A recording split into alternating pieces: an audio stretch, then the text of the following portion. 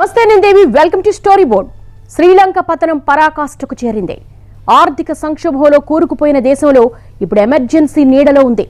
తినడానికి తిండి లేక, చేతిలో చిల్లి గవ్వలేక, రేషన్ నుంచి పెట్రోల్ వరకు అంతులేని క్యూలు చూసి విసిగిపోయిన జనం సహనం నశించి అధ్యక్ష భవనాన్ని ముట్టడించారు. పరిస్థితి చేదాడుతూ ఉండడంతో అధ్యక్షుడు గోటబయ రాజపక్స రహస్య ప్రదేశానికి వెళ్లిపోయారు. ఇప్పటికే వీధి దీపాలు ఆరిపోయి చీకట్లో మగ్గుతున్న లంక భవిష్యత్తు ఎమర్జెన్సీ ప్రకటనతో మరింత అగమ్యగోచరంగా మారింది. శ్రీలంకలో ఆర్థిక సంక్షోభం తారాస్థాయికి చేరడంతో అధ్యక్షుడు గోటబయ కీలక నిర్ణయం తీసుకున్నారు. దేశంలో ఎమర్జెన్సీ విధిస్తున్నట్టు ప్రకటించారు. ఏప్రిల్ 1 నుంచే ఇది అమల్లోకి వచ్చింది. అధ్యక్షుడి నిర్ణయంతో సైన్యానికి విశేష అధికారాలు లభించాయి. శ్రీలంకలో నెలకొన్న ఆర్థిక సంక్షోభంపై ప్రజాగ్రహం వెల్లువెత్తుతోంది. గురువారం రాత్రి అధ్యక్షుడి నివాసంపైకి వేలాది మంది జనం దండెత్తి వెళ్లారు. దీంతో దేశవ్యాప్తంగా ఎమర్జెన్సీని విధిస్తున్న శ్రీలంక అధ్యక్షుడు గోటబయ రాజపక్స శుక్రవారం ప్రకటించారు. దీంతో సైన్యానికి విశేష అధికారాలను కట్టబెట్టినట్టయింది. తన బహిష్కరణకు పిలుపునిచ్చేవారిని, అనుమానితులను విచారణ లేకుండానే అరెస్టు చేసి దీర్ఘకాలం నిర్బంధించడానికి కఠినమైన చట్టాలను అమలు చేసే అధికారాన్ని కట్టబెడుతూ అధ్యక్షుడు ఉత్తర్వులు జారీ చేశారు. స్వాతంత్ర్యం తర్వాత శ్రీలంక మునుపెన్నడూ ఇటువంటి ఆర్థిక సంక్షోభాన్ని ఎదుర్కోలేదు. గత 7 దశాబ్దాలలో ఇదే మొదటిసారి అని నిపుణులు అభిప్రాయపడుతున్నారు. నిత్యావసరాల కొరత, ధరల పెరుగుదల, రోజుకు 14 గంటల విద్యుత్ కోతలతో జనం అల్లాడిపోతున్నారు. పెట్రోల్, డీజిల్ నిల్వలు అడుగంటిపోగా ప్రజలు రోడ్లపైకి ప్రభుత్వానికి వ్యతిరేకంగా ఆందోళనలు చేయడానికి వస్తున్నారు. రోజు రోజుకు ప్రజాగ్రహం ఉధృతం కావడంతో అణచివేయడానికి అత్యవసర పరిస్థితిని విధిస్తూ అధ్యక్షుడు నిర్ణయం తీసుకున్నారు. శుక్రవారం నుంచి రాజధాని కొలంబో సహా పశ్చిమ ప్రావిన్సుల్లో రాత్రి కర్ఫ్యూను పోలీసులు అమలు చేస్తున్నారు. అంతకుముందు పదుల సంఖ్యలో హక్కుల కార్యకర్తలు ప్లకార్డులు, చమురు దీపాలతో ప్రదర్శనగా రావడంతో పోలీసులు వారిని అడ్డుకున్నారు. రాజపక్సలు దిగిపోవాలి, ఇక అవినీతి వద్దు, ఇంటికి వెళ్ళు గొట అనే నినాదాల ప్లకార్డులు నిరసనల్లో ప్రత్యేక ఆకర్షణగా నిలుస్తున్నాయి. దక్షిణాదిలో గాలే, మటారా, మోరట్వావు సహా ఉత్తర మధ్య ప్రావిన్సుల్లో ప్రభుత్వానికి వ్యతిరేకంగా రోడ్లపై నిరసనలు తెలిపారు. దీంతో రహదారులపై భారీగా ట్రాఫిక్ స్తంభించిపోయింది. అధ్యక్షుడి నివాసం వద్ద జరిగిన నిరసన ప్రదర్శనల్లో ఉన్మాది ఉన్మాది గద్దె దిగిపో అంటూ గోటబయ రాజపక్సకు వ్యతిరేకంగా నినాదాలు చేశారు. మార్చిలో ద్రవ్యోల్బణం 18.7% చేరుకున్నట్టు అధికార గణాంకాలు వెల్లడించాయి. గత 6 నెలల్లో ఇదే అత్యధికం. ఆహార నిత్యావసరాల ధరల్లో 30.1% మేర పెరుగుదల నమోదైంది. శ్రీలంకలో తీవ్రమైన ఆర్థిక సంక్షోభం నెలకొంది. నిత్యావసరాలు దొరక్క ప్రజలు అల్లాడిపోయే పరిస్థితి ఏర్పడింది. విదేశీ మారక ద్రవ్యం కొరతతో చమురు దిగుమతులకు చెల్లింపులు జరపలేని పరిస్థితుల మధ్య జనజీవనం అస్తవ్యస్తంగా మారుతోంది. దీంతో ప్రజా సమస్యలను పరిష్కరించడంలో ప్రభుత్వం విఫలమైందని ప్రజలు వీధుల్లోకొచ్చారు. దేశ పాలనలో స్థిరత్వం తెస్తానంటూ వాగ్దానాలు చేసిన రాజపక్స 2019లో అత్యధిక మెజారిటీతో అధికారంలోకి వచ్చారు. 2000వ ఏడాదిలో జీడీపీలో 33% ఉన్న ఎగుమతులు ప్రస్తుతం 12%కి పడిపోయాయి. శ్రీలంక రూపాయి విలువ తగ్గించడానికి ప్రభుత్వం నిరాకరించడం కూడా దేశంలో విదేశీ నిల్వలు తగ్గడానికి కారణమైంది. 2019 చివరి నాటికి $7.6 బిలియన్ ఉన్న శ్రీలంక విదేశీ నిల్వలు ఇప్పుడు $2.3 బిలియన్ పడిపోయాయి. వీటిలో వినియోగానికి అవసరమయ్యేవి $300 మిలియన్ పడిపోయాయి. అత్యవసర వస్తువులైన చమురు, విద్యుత్ వంటి వాటిని కొనడానికి కూడా శ్రీలంక వద్ద సరిపడినన్ని డాలర్స్ లేవు. ఇప్పుడు శ్రీలంకకు $45 బిలియన్ అప్పు ఉంది. పోనీ చైనా అప్పు లేదనుకుందాం, 8 బిలియన్లు అయినా 37 బిలియన్ల అప్పు ఉంటుంది. చైనా నుంచి నయా పైసా అప్పు తీసుకోకపోయినా కూడా శ్రీలంక ఆర్థిక సంక్షోభాన్ని ఎదుర్కొనేది.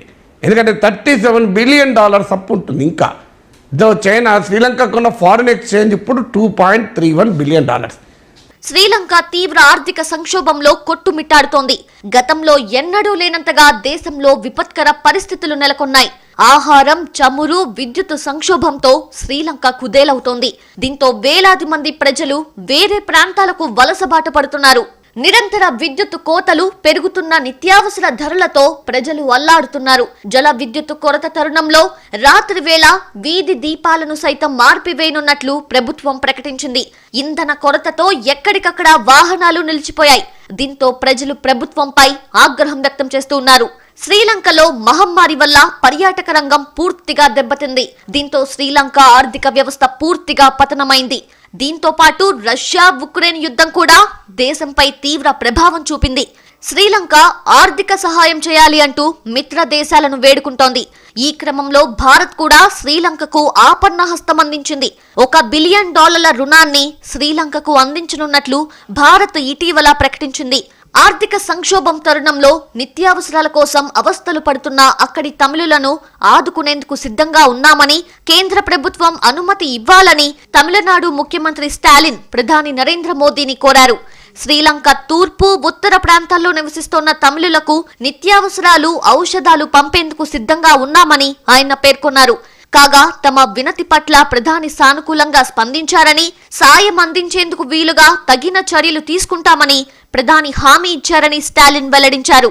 ఏదేమైనప్పటికీ ఎంతో ప్రశాంతంగా ఉండే శ్రీలంక ఇప్పుడు రణభూమిని తలపిస్తోంది. తినడానికి తిండి దొరకని పరిస్థితుల్లో ప్రజలు రోడ్లపైకొస్తున్నారు. ఏ క్షణంలోనైనా అక్కడి పరిస్థితులు పూర్తిగా దిగజారే అవకాశాలు ఉన్నట్లు విశ్లేషకులు అంచనా వేస్తున్నారు. ద్వీప దేశమైన శ్రీలంక చుట్టూ సముద్రం, బీచ్లు, దట్టమైన అడవులు, అందమైన ప్రకృతితో అలరారుతూ ఉంటుంది. ప్రపంచం నలుమూలల నుంచి శ్రీలంకకు పెద్ద సంఖ్యలో టూరిస్టులు వస్తూ ఉంటారు. శ్రీలంకకు ప్రధాన ఆదాయ వనరు టూరిజం కావడం గమనార్హం. అయితే కరోనా మహమ్మారి ఆ దేశ ఆర్థిక పరిస్థితిని తలకిందులు చేసింది. కరోనా నేపథ్యంలో టూరిస్టులు రాకపోవడంతో ఆదాయం పూర్తిగా పడిపోయింది. మరోవైపు దిగుమతుల్ని నిషేధిస్తూ 2020లో అక్కడి ప్రభుత్వం తీసుకున్న నిర్ణయం శరాఘాతంగా మారింది.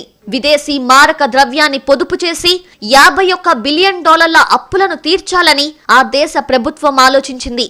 అయితే ఈ నిర్ణయం పూర్తిగా బెడిసికొట్టింది. దిగుమతులు ఆగిపోవడంతో ఇప్పుడు ఆ దేశంలో ఏ వస్తువు దొరకని పరిస్థితి నెలకొంది. ప్రస్తుత ఆర్థిక సంక్షోభానికి ఈ 2 అంశాలే కారణం. ఇప్పుడు నెలకొన్న గడ్డు పరిస్థితి నుంచి ఎలా గట్టెక్కాలో అర్థం కాక అక్కడి పాలకులు తలలు పట్టుకుంటున్నారు. దీనికి తోడు అత్యధిక మెజారిటీతో గద్దెనెక్కిన రాజకీయ నాయకత్వం తీసుకున్న తప్పుడు నిర్ణయాలు కూడా లంక కొంప ముంచాయి. పన్నులు తగ్గించడం, IMF దగ్గర రుణం తీసుకోవడానికి నిరాకరించడం, చైనాపై అతిగా ఆధారపడటం శ్రీలంక అప్పుల ఊబిలో కూరుకుపోవడానికి కారణాలుగా కనిపిస్తున్నాయి. శ్రీలంక ఆర్థిక సంక్షోభం తీవ్ర రూపం దాల్చింది. ప్రజల నుంచి పెద్ద స్థాయిలో నిరసన వ్యక్తమవుతోంది. ఈ పరిస్థితికి చైనా కారణమని ఆరోపణలు వినిపిస్తున్నాయి. అయితే చైనా ఒక్కటే కారణం కాదని, ఇతర ప్రధాన సమస్యలు చాలానే ఉన్నాయని విశ్లేషకులు చెబుతున్నారు. ప్రస్తుత శ్రీలంక ఆర్థిక సంక్షోభానికి చాలా మంది చైనాను కారణంగా చూపారు. అంతర్జాతీయ మీడియా సంస్థలు సైతం చైనా నిర్ణయాలతోనే శ్రీలంకకు ఈ పరిస్థితి ఎదురైందని కొన్ని కథనాలు ప్రచురించాయి. వాస్తవానికి శ్రీలంకలో తలెత్తిన పెను ఆర్థిక సంక్షోభానికి చైనా ఒక కారణం మాత్రమే. ఈ ఆర్థిక సంక్షోభానికి కారణమైన అనేక ఇతర పెద్ద సమస్యలు ఉన్నాయి. సిలోన్ 1948వ సంవత్సరం ఫిబ్రవరి 4వ తేదీన యునైటెడ్ కింగ్డమ్ నుంచి స్వాతంత్రం పొందింది. కొత్తగా స్వాతంత్రం పొందిన ఈ చిన్న దేశం 1972లో రిపబ్లిక్ దేశంగా మారేంత వరకు బ్రిటిష్ కామన్వెల్త్ నియంత్రణలోనే పాలన కొనసాగించింది. బ్రిటిష్ నుంచి సిలోన్ స్వాతంత్రం పొందిన తరువాత ఇక్కడ చాలా వరకు వాణిజ్యం బ్రిటిష్, ఇతర యూరోపియన్ వ్యాపార సంస్థల నియంత్రణలోనే ఉంది. దాదాపు 40,000 మంది కంటే ఎక్కువ మంది యూరోపియన్లు వ్యాపారం చేస్తూ ద్వీపంలోనే నివసించేవారు. వైట్ బ్యూరోక్రాట్స్, పోలీస్, సైనిక అధికారులు కూడా విధుల్లో కొనసాగారు. ఆ పరిస్థితుల్లో సిలోన్ రూపాయి బలంగా ఉంది. చాలా దేశాల్లోనూ ఆమోదం పొందింది. సిరిమావో బండారు నాయకే తీసుకొచ్చిన సింహళ ఓన్లీ పాలసీతో అన్ని ప్రైవేటు సంస్థలు ఒక్కొక్కటిగా తరలిపోయాయి. సోషలిజం వైపు బండారు నాయకే మొగ్గు చూపడంతో ప్రైవేటు సంస్థలు నిష్క్రమించాయి. 1970ల నాటి JVP తిరుగుబాటు కూడా కష్టాలకు తోడైంది. జయవర్ధనే నేతృత్వంలోని UNP ప్రభుత్వం 1977లో బండారు నాయకే సోషలిజాన్ని వ్యతిరేకించింది. 1977లో ఓపెన్ మార్కెట్ ఎకానమీని స్వీకరించింది. దక్షిణాసియాలో ఆర్థిక సరళీకరణను స్వీకరించిన మొదటి దేశంగా శ్రీలంక అవతరించింది. కానీ 25 ఏళ్లుగా సాగిన తమిళ ఈలం అంతర్యుద్ధం విదేశీ పెట్టుబడిదారులను అడ్డుకుంది. తిరుగుబాటుదారులతో పోరాడడంలో నిమగ్నమై ఉన్న శ్రీలంక ప్రభుత్వం కూడా బలమైన ఆర్థిక వ్యవస్థను నిర్మించడంపై దృష్టి పెట్టలేదు. శ్రీలంక టీ, దాల్చిన చెక్క, సుగంధ ద్రవ్యాలు, రబ్బరు, కొబ్బరి, సముద్ర ఉత్పత్తులు, రత్నాలు, వస్త్రాలను ఎగుమతి చేస్తుంది. దాని ఆహార పదార్థాలలో ఎక్కువ భాగం దిగుమతి చేసుకుంటుంది. విదేశాల్లో పనిచేస్తున్న శ్రీలంక వాసులు ఏటా 3 నుంచి 4 బిలియన్ డాలర్లను స్వదేశానికి పంపుతున్నారు. పర్యాటకంపై ఆధారపడి 3 మిలియన్లకు పైగా ఉద్యోగులు పనిచేస్తూ ఉన్నారు. సంవత్సరానికి 4 నుంచి 5 బిలియన్ డాలర్ల ఆదాయం పర్యాటక రంగం నుంచి వస్తుంది. దేశంలో ఉత్పత్తి, సేవా రంగాన్ని అభివృద్ధి చేయడానికి వరుసగా వచ్చిన ప్రభుత్వాలు ఎటువంటి ప్రయత్నాలు చేయలేదు. 2009 తరువాత కొద్ది కాలం శ్రీలంక భారీ ఆర్థిక వృద్ధిని సాధించింది. విదేశీ, దేశీయ పెట్టుబడులను ఆకర్షిస్తూ ఆశలను పెంచింది. కానీ బిలియన్ల డాలర్ల విలువైన సావరిన్ బాండ్ల జారీలో నిర్లక్ష్యం, రుణాలు, వృధా ఖర్చులతో 10 సంవత్సరాలలోనే ఆర్థిక వ్యవస్థ నాశనమైంది.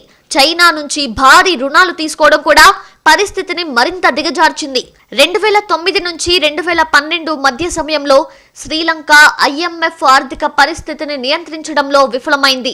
2019లో ఈస్టర్ రోజున బాంబు పేలుళ్లు, 2 సంవత్సరాల కరోనా పరిస్థితులు శ్రీలంక ఆర్థిక వ్యవస్థను కోలుకోలేని దెబ్బతీశాయి. దివాలా ముంగిట నిలిచిన దేశం ప్రజల ఆకలి చావుల నేపథ్యంలో పాలనలోని రాజపక్స కుటుంబం దిక్కుతోచని స్థితిలో ఉంది. ప్రస్తుత ప్రభుత్వం శ్రీలంకను ఈ కష్టాల నుంచి బయటపడేయలేదని, అంతర్జాతీయ సమాజం జోక్యం అవసరమని కొంతమంది ఆర్థికవేత్తలు భావిస్తున్నారు. శ్రీలంక మాజీ క్రికెట్ సంచలనం సనత్ జయసూర్య హెచ్చరించినట్లుగా పరిస్థితి చాలా భయంకరంగా ఉంది. చాలా మంది శ్రీలంక వాసులు భారత్ ఇప్పుడు తమను రక్షించగలదు అని ఆశిస్తున్నారు. మరుసటి రోజు అవసరాలను తీర్చడానికి చేసే అప్పులతో దేశానికి ఎటువంటి ప్రయోజనం లేదని, దేశాన్ని మరింతగా అప్పుల ఊబిలోకి నెడుతుందని చెబుతున్నారు. అధ్యక్షుడు గోటబయ రాజపక్సేను తొలగించాలి అనే డిమాండ్ బలంగా వినిపిస్తున్న నేపథ్యంలో శ్రీలంక భవిష్యత్తు ప్రశ్నార్థకమైంది. శ్రీలంక ప్రస్తుత గడ్డు పరిస్థితికి ప్రధానమైన కారణాల్లో ఒకటిగా ప్రభుత్వంలోని అవినీతి, బంధుప్రీతిని విమర్శకులు ఎత్తి చూపిస్తున్నారు. రాజపక్స మంత్రివర్గంలోని అనేక కీలక శాఖలు ఆయన సోదరులు, మేనల్లుడు వద్ద ఉన్నాయి. అధ్యక్షునితో పాటు మంత్రులు విద్యుత్ కోతల నుంచి తప్పించుకోవడం, ఆయన కుటుంబ సభ్యులు సంపదను ప్రదర్శించుకోవడం మూలంగానే ప్రజల్లో కోపం పెరిగిపోయిందని వార్తా నివేదికలు తెలుపుతున్నాయి. రష్యా, ఉక్రెయిన్ యుద్ధం కారణంగా శ్రీలంక ఆర్థిక పరిస్థితి మరింత దిగజారే అవకాశం ఉంది. ఎందుకంటే శ్రీలంక నుంచి తేయాకును అత్యధికంగా దిగుమతి చేసుకునే దేశం రష్యా. రష్యా, ఉక్రెయిన్ల నుంచి శ్రీలంకకు పెద్ద ఎత్తున పర్యాటకులు కూడా వస్తూ ఉంటారు. రూబుల్ ధర పడిపోవడం, యుద్ధం కారణంగా రష్యా, ఉక్రెయిన్లు తేయాకు కొనుగోలు తగ్గించడంతో ఆర్థిక వ్యవస్థపై ప్రభావం పడుతోంది. కోవిడ్ నుండి పర్యాటక రంగానికి ఏర్పడిన నష్టాన్ని పూడ్చుకునే క్రమంలో శ్రీలంక ప్రభుత్వం చేసిన కొన్ని పొరపాట్లు ఆర్థిక వ్యవస్థను దెబ్బతీశాయి. 2019లో ఎన్నికైన రాజపక్స ప్రభుత్వం ప్రజలు ఖర్చు పెట్టే సామర్థ్యాన్ని పెంచేందుకు పన్నులను తగ్గించింది. దీంతో ప్రభుత్వ ఆదాయానికి భారీగా నష్టం వాటిల్లింది. దేశంలో రసాయన ఎరువులతో వ్యవసాయాన్ని నిలిపివేయాలని ఆదేశించడం కూడా తీవ్ర ప్రభావాన్ని చూపింది. నిపుణుల అభిప్రాయం ప్రకారం ఇది పంటల ఉత్పత్తిలో గణనీయమైన తగ్గుదలకు దారితీసింది. శ్రీలంక మౌలిక సదుపాయాల అభివృద్ధి కోసం చైనా నుండి చాలా అప్పులు తీసుకుంది. ఏప్రిల్ 2021 నాటికి శ్రీలంకకు 35 బిలియన్ డాలర్ల రుణాలున్నాయి. ఇందులో చైనాకు 10% వాటా ఉంది. శ్రీలంక కంపెనీలకు దాని సెంట్రల్ బ్యాంకుకు ఇచ్చిన చైనా రుణాలను కూడా కలుపుకుంటే అది ఇంకా ఎక్కువ కావచ్చు. శ్రీలంక రుణాలు తీసుకున్న కొన్ని మౌలిక సదుపాయాల ప్రాజెక్టులు నిలిచిపోయాయి. దక్షిణ శ్రీలంకలోని హంబన్టోట వద్ద ఓడరేవును నిర్మించేందుకు శ్రీలంక చైనా నుంచి 1.4 బిలియన్ డాలర్ల రుణం తీసుకుంది. కానీ అప్పు తీర్చలేకపోయింది. చివరకు 2017లో ఆ ప్రాజెక్ట్ ను 99 ఏళ్ల లీజుకు చైనా కంపెనీకి అప్పగించింది. చైనా నుంచి తీసుకున్న అప్పులు శ్రీలంక ఆర్థిక వ్యవస్థ పైన భారాన్ని మోపిన మాట నిజం. ఉదాహరణకు చైనా డబ్బులతో శ్రీలంకలో హంబన్టోట పోర్ట్ రేవును నిర్మించారు. సో ఈ రేవును నిర్మించిన తర్వాత అప్పులు చైనాకు చెందినటువంటి ఎగ్జిమ్ బ్యాంకు శ్రీలంకకు అప్పించింది ఈ ప్రాజెక్ట్ నిర్మాణం కొరకు. కానీ శ్రీలంక వాళ్ళ అప్పులు కట్టలేకపోతే చివరకు 1.2 బిలియన్ అంటే 120 కోట్ల డాలర్లకు చైనాకే శ్రీలంక ప్రభుత్వం ఈ హంబన్టోట ప్రాజెక్టును 99 సంవత్సరాల పాటు లీజుకి ఇచ్చింది. చైనా నుండి సులువుగా రుణాలు దొరకడం కూడా సమస్యగా మారింది. చైనా రుణం తీర్చేంత శక్తి శ్రీలంక ఆర్థిక వ్యవస్థకు లేదు. ఇప్పుడు మళ్లీ చైనా నుంచి $2.5 బిలియన్ రుణం తీసుకునేందుకు సిద్ధమవుతోంది. శ్రీలంక ప్రస్తుతం భారత్, చైనా, బంగ్లాదేశ్లపై ఎక్కువగా ఆధారపడి ఉంది. ఆహార పదార్థాల నుంచి విదేశీ మారక ద్రవ్య నిల్వలను బలోపేతం చేయడం వరకు ఈ 3 దేశాల నుంచి శ్రీలంకకు పెద్ద ఎత్తున సాయం అవసరం. నాడు అంతర్యుద్ధం, నేడు బతుకు పోరాటం. శ్రీలంక తమిళుల కష్టాలు రొటీన్గా మారాయి. ఆర్థిక ఆటుపోట్లు, ఆహార సంక్షోభం లంక తమిళులను అగాధంలో పడేస్తున్నాయి. శ్రీలంకలో ఆర్థిక సంక్షోభం ముదురుతోంది. రష్యా ఉక్రెయిన్ యుద్ధం దెబ్బ గట్టిగానే తాకింది. అటు కరోనా కాటు, ఇటు వార్ ఎఫెక్ట్ తో కుదేలవుతోంది శ్రీలంక. కష్టాల సుడిగుండంలో కొట్టుమిట్టాడుతోంది. భారీగా పెరిగిన నిత్యావసర ధరలు జనాల్ని ఉసూరుమనిపిస్తున్నాయి. ఆకాశాన్నంటిన ఇంధన ధరలతో ద్రవ్యోల్బణం దయనీయంగా మారింది. ఆర్థిక ఇబ్బందుల నడుమ శ్రీలంక వాసుల బాధలు వర్ణనాతీతంగా మారాయి. తినడానికి తిండి లేదు, జీవనాధారం గల్లంతైంది. గత్యంతరం లేని పరిస్థితుల్లో వలసబాట పడుతున్నారు శ్రీలంక తమిళులు. సముద్ర మార్గం ద్వారా రామేశ్వరం, ధనుష్కోడి ప్రాంతాలకు తరలివస్తున్నారు. శ్రీలంక తమిళుల కోసం ఇక్కడి సర్కారు ప్రత్యేక ఏర్పాట్లు చేపట్టింది. పునరావాస కేంద్రాన్ని నెలకొల్పి వసతి కల్పిస్తోంది. రామేశ్వరంలో శ్రీలంక తమిళుల పునరావాస కేంద్రానికి వలసదారుల తాకిడి పెరుగుతోంది. శ్రీలంకలో ద్రవ్యోల్బణం విపరీతంగా పెరగడం వల్ల అనేక కుటుంబాలు తమ దేశాన్ని విడిచిపెట్టి అక్రమంగా భారత తీరాలకు చేరుకుంటున్నాయి. శ్రీలంక పౌరులు బోట్ల ద్వారా భారత్ కు చేరుకున్నారు. ఇలా అక్రమంగా వస్తున్న వారిని తమిళనాడు మెరైన్ పోలీసులు అదుపులోకి తీసుకున్నారు. శ్రీలంకలో ఇవాళ పరిస్థితి చూసేది ఏంటంటే, ఆర్థిక వ్యవస్థ కరిగిపోయాక ఒక 25 సంవత్సరాల యుద్ధం తర్వాత కొత్త వ్యవహారాలు, కొత్త క్యాపిటల్ దొరకట్లేదు. ఎవరైతే ధనం ఉన్నదో, ఎవరైతే టాలెంట్ ఉన్న వాళ్ళు అందరూ శ్రీలంక వదిలేసి వెళ్ళిపోయారు. సో అందువల్ల ఇప్పుడు అవకాశాలు లేవని పక్క దేశం భారతదేశానికి, ఇతర దేశాలకి శ్రీలంక కొంతమంది వెళ్ళే పరిస్థితి ఉన్నది. శ్రీలంకలో తమిళ పులులను, తమిళులను లంక ప్రభుత్వం ఊచకోతకు వస్తున్న కాలంలో తమిళనాడుకు వలసలు సాగిన దృశ్యాన్ని గతంలో చూశాం. ఆ స్థాయిలో కాకుండా ఇప్పుడు మరోమారు లంక నుంచి భారతదేశ తీరానికి జనం తరలి వస్తున్న వార్తలు వినిపిస్తున్నాయి. అక్రమంగా వస్తున్న వారిని అరెస్టు చేసినట్టు తీర రక్షక దళం ప్రకటనలు చేస్తుంది. చరిత్రలో కని విని ఎరుగని స్థాయిలో శ్రీలంక ఆర్థిక సంక్షోభాన్ని ఎదుర్కొంటున్నది. చమురు కొనుగోలు చేసే శక్తి లేక దిగుమతులు నిలిచిపోయాయి. ఆహార పదార్థాల ధరలు ఆకాశాన్నంటాయి. యుద్ధం పతాక స్థాయిలో ఉన్నప్పుడు కూడా నిరాటంకంగా నడిచిన దినపత్రికలు ఇప్పుడు న్యూస్ ప్రింట్ కొరతతో ప్రచురణ మానుకుంటున్నాయి. కాగితం కొరత తీవ్ర స్థాయిలో ఉన్నందున 50 లక్షల మంది పిల్లలకు నిర్వహించవలసిన హై స్కూల్ పరీక్షలను ప్రభుత్వం నిరవధికంగా వాయిదా వేసింది. లంక కష్టాల మీద మీడియాలో వస్తున్న కథనాలు చలింపచేసేవిగా ఉన్నాయి. గోరు చుట్టుపై రోకటిపోటు మాదిరిగా లంక ఆర్థిక కష్టాలున్నాయి. పర్యాటకం ప్రధాన ఆర్థిక వనరుగా ఉన్న లంకను కరోనా మహమ్మారి తీవ్రంగా దెబ్బకొట్టింది. టూరిజం మీద ఆధారపడి ఉండగా 2020 నుంచి మళ్ళీ కోవిడ్ రాగానే ఆ టూరిజం కూడా పూర్తిగా పాడైపోయింది. ప్రజలు ప్రపంచవ్యాప్తంగా దృష్టి ఏంటంటే శ్రీలంకలో వెళ్తే ప్రమాదం ఉన్నదని టూరిజం కూడా తగ్గిపోయింది. శ్రీలంక బలం టూరిజం, శ్రీలంకకి వీక్నెస్ యుద్ధం. టూరిజం యుద్ధం ఉన్న చోట రాదు. దీనికి తోడుగా సరైన దీర్ఘకాలిక ప్రణాళికలు లేకుండా ప్రభుత్వం హడావిడిగా ఆర్గానిక్ వ్యవసాయం వైపు రైతులను మళ్లించడంతో ఉన్న కాస్త ఉత్పత్తి పడిపోయింది. మూలుగుతున్న లంకను ఉక్రెయిన్ యుద్ధం మరిన్ని కష్టాల్లోకి నెట్టేసింది. ముడి చమురు రేటు ఇంకా పెరిగి దిగుమతులు మరింత తగ్గిపోవడంతో ఆహారోత్పత్తుల ధరలు ఆకాశాన్నంటేశాయి. కాగితం, మందులు మాత్రమే కాదు, అనేక కనీస అవసరాలను కూడా లంక దిగుమతుల ద్వారానే తీర్చుకుంటుంది. విదేశీ మారక ద్రవ్య నిల్వలు తీవ్రంగా పడిపోయిన స్థితిలో అత్యవసరాలను కూడా వదులుకోవాల్సిన స్థితి ఏర్పడింది. ద్రవ్యోల్బణం లెక్కలు పక్కన పెడితే బియ్యం రేటు అనతి కాలంలోనే 50% పెరిగిందని, కూరగాయల రేట్లు 5 రెట్లు పెరిగాయని అంటున్నారు. కడుపు పూర్తిగా నింపుకోగలిగే స్తోమత లేకపోవడంతో అధిక జనం ఆకలితోనే పడుకుంటున్నారట. ప్రభుత్వం స్కూలు పిల్లల మధ్యాహ్న భోజనంలో కొన్ని పదార్థాలకు కోతబెట్టి మరికొన్నింటి పరిమాణాన్ని కుదించింది. ప్రజలకు రోజులో గరిష్ట సమయం క్యూ లైన్లలోనే గడిచిపోతోంది. గంటల తరబడి నిలబడడంతో వయోవృద్ధులు కుప్పకూలిపోతున్న వార్తలు కూడా వస్తున్నాయి. క్యూ లైన్లలో ఘర్షణలు జరుగుతున్నాయి. గ్యాస్, విద్యుత్, కిరోసిన్ కొరతలతో ప్రజలు వంటలకు కూడా తంటాలు పడవలసిన దుస్థితి. ఈ నెల మొదటి వారంలో లంక ప్రభుత్వం తన రూపాయి విలువను 15% తగ్గించింది. ప్రస్తుతం దాని విలువ 50% మేరకు పడిపోయినట్టు వార్తలొస్తున్నాయి. 2 ఏళ్ల క్రితం చేజేతుల రాజపక్స సోదరులను అధికారంలో కూర్చోబెట్టినందుకు జనం ఎంతో బాధపడుతున్నారట. విచిత్రం ఏంటంటే తమ దేశం ఈ దుర్భర స్థితి నుంచి బయటపడుతుందన్న నమ్మకం అత్యధికుల్లో లేకపోవడం. తమ జీవితాల్లో ఇక మార్పు రాదని, దేశాన్ని విడిచిపోవడం తప్ప మరో మార్గం లేదని ప్రజలు నమ్ముతున్నారట. నిరాశ, నిస్పృహ, ఆగ్రహంతో జనం ఊగిపోతున్నారు. భారీ ప్రాజెక్టుల పేరుతో లంకను పూర్తిగా అప్పుల ఊబిలోకి ముంచివేసింది చైనా. విదేశీ రుణాన్ని తీర్చలేని స్థాయికి దిగజారి శ్రీలంక అంతర్జాతీయంగా అప్రదిష్ట పాలవుతుంది. మొన్నటిదాకా చైనాతో చేయి కలిపిన రాజపక్స సోదరులకు ఈ కష్టకాలంలో భారత్ సాయము అవసరపడింది. భారతదేశం కూడా ఎంతో ఉదారంగా 2 విడతల్లో భారీ ఆర్థిక సాయంతో లంకను ఆదుకున్నది కూడా.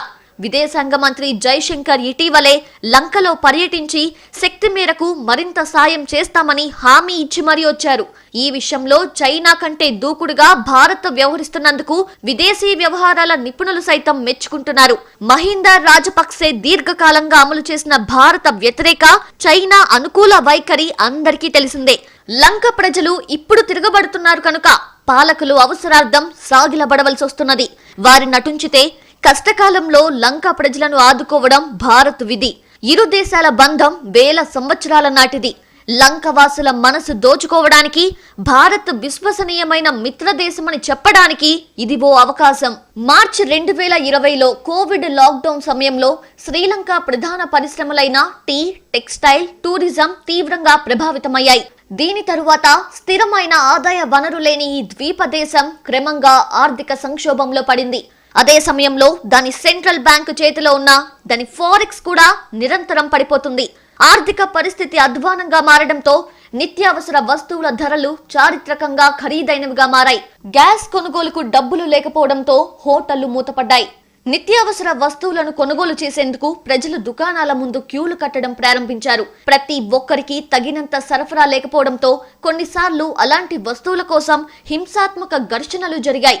అయితే 1970వ దశకంలో సిరిమావో బండారు నాయకే ప్రధానిగా ఉన్న సమయంలో శ్రీలంకలో కరువు ఏర్పడిందని అంటున్నారు. అయితే ప్రస్తుత సంక్షోభం అంతకంటే ఘోరంగా ఉంది. ఇప్పటికైనా రాజపక్స ప్రభుత్వం దిద్దుబాటు చర్యలకు ఉపక్రమించకపోతే శ్రీలంక భవిష్యత్తు ప్రశ్నార్థకంగానే మిగిలే ప్రమాదం ఉంది. శాంతి భద్రతల సమస్య వస్తే ఎమర్జెన్సీ విధించొచ్చు గాని దేశం మనుగడే ప్రమాదంలో పడినప్పుడు ఈ నిర్ణయం ప్రజల్ని మరింత రెచ్చగొడుతుంది అనే విశ్లేషణలు కూడా ఉన్నాయి. ఇది వాల్టి స్టోరీ బోర్డ్. నమస్తే.